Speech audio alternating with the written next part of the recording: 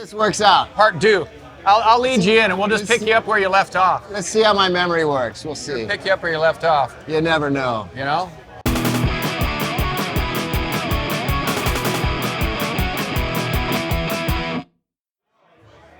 I'm Goat with M Productions. We're here at the M-Men Party 2023 in our continuing series of interviews. And if you're watching this right now, you're watching Pat Black Part 2. So in our first interview with Pat at the Glory Hole, if you saw that, we got in pretty deep, but we didn't get in deep enough. So we're here, we're gonna finish it off. We're gonna hear the second half of this story. We're gonna start it off with, so, one of the things I wanted to hear about, that we didn't, that we really did miss is tell us about your hermit lifestyle, where you live and the environment that you skate in all the time. So I'm maybe a hillbilly on the coast up in Point Arena, California. I live on a piece of property, Redwood Forest. It's fucking beautiful. And been skateboarding my whole life, and I build my own ramps and everything. And my ramp is built out of the trees on my property. I cut down the trees. I have a mill. I milled up the lumber. I bent it with my hands. Build everything out on my property with all the lumber off the property, and it's pretty cool. It's a good, We, for anybody outside of California, a lot of people don't really know about Northern California, and then even Northern California, the area that Pat's talking about. It's God's country, and it's also called the Green Triangle. And there's a lot of stuff going on up there, and you can get off the grid and really learn to love the earth and love everything about it. And Pat's got that going on out there. I got that going because I hate people. I like animals. There's animals out there, but not a lot of people. And as we say, there's a really good way to get good at skateboarding, and that's to skateboard a lot. So, if you got a place to skateboard, you can get really good at skateboarding. And I'm interested. Tell me more about the ramp and milling this wood. I'm a kind of a woodworker. It's a hobby anyway. Tell me about this thing. I've been a woodworker pretty much most of my life, and when I moved out there, I moved from San Francisco area and out to the woods. Didn't know anything, and slowly I learned, met a bunch of people, a couple old loggers. They taught me how to cut my wood up, and I bought a mill, and I cut down some trees and started milling up the wood, and I built a wooden bowl.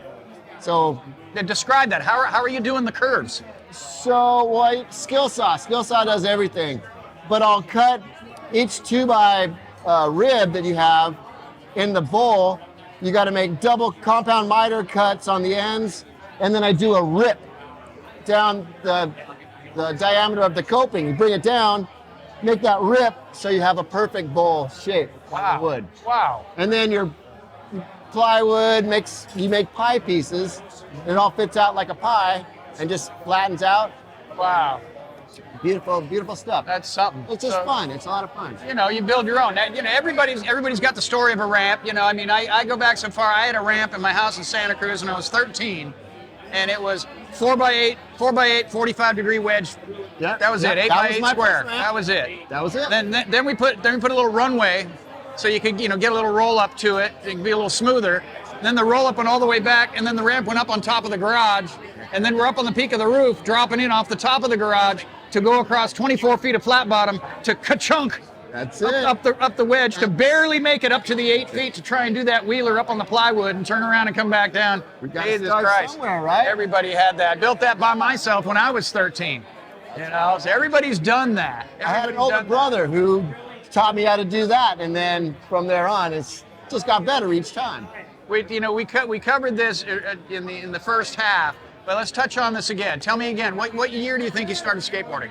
1970. 1970, great year. 5 years old. Great year. And then where we didn't get to, I think, along with the story about the ramp too, especially, is in later life now. Now you're a sponsored skater. Tell us about your sponsorship. The sponsorship. Well, I've always had friends in the industry, so I've always kind of been sponsored technically because I've always gotten free stuff from all my friends who skated or had companies. But then my older ages, I got into contests and got sponsored by Embassy Skateboards out of Houston, Texas. There you go. Johnny Gibson, Craig Johnson, Todd Prince, you know, like Who else? Ken Killian. What other end men are sponsored by Embassy Skateboards? Full Slam. Roger Full Slam. and Roger Cat Full Folsom, Slam. Roger and Cat Folsom, sponsored by Embassy Skateboards. Oh, Full Slam. You like that? That was Slam. Slam. Slam. So Embassy Skateboards, Ace Trucks, Steve Okay. Schrugi, Joey Terche, Bones Wheels, Okay, there you go. Meekster Bra Mafia, I love it. Merge 4 Socks. They give me socks, the best socks out there. Okay. Old Bones Therapy. Where's Brandon? That guy keeps me going. Yeah. I got it. Right go. there. Look at that Keeps right me there. Moving right there. You know, some And who else? people say it's hard to skateboard when you're old. We just say if you're old, skateboarding's hard. I don't know, one way or the other. You It's never harder know. to walk. It's easier to skateboard. Know what they Skateboard say? is like a wheelchair. You're just standing up in a wheelchair. So another thing about Inman, if anybody wants to know about Inman, you know, we're a bunch of old guys, and you know, most of us still skateboard. Pat still skateboards. Pat still skateboards at an incredibly high level. Tell about some of the past competitions, some of the big time events you've been to. Oh man, that's a hard one. I've been a bunch of them, but there's some of the fun ones. They're all fun. They're all great. Trifecta in Oregon, one of the best times ever. They have 3 contests, 3 days, 3 different parks. Wow. And starts off at Lincoln City, favorite park in the whole world. That's their first day, and then the next day it was different parks, changed throughout the years. Just all northern Oregon parks and southern Washington parks. Bondi was a fun one. We go to Australia every year Okay. and skate down on Bondi Beach in Sydney, Wow. Okay. a topless beach.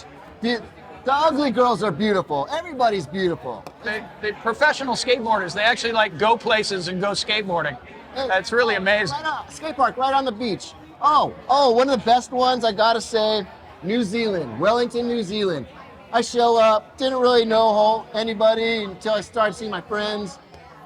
You walk up to the skate park, and there's this huge cooler, like huge garbage can, filled with ice cold beer. And I was skating, I walked See how up and they I'm are? like, so, well, who's the beer for? And they're like, oh, it's only for the skaters.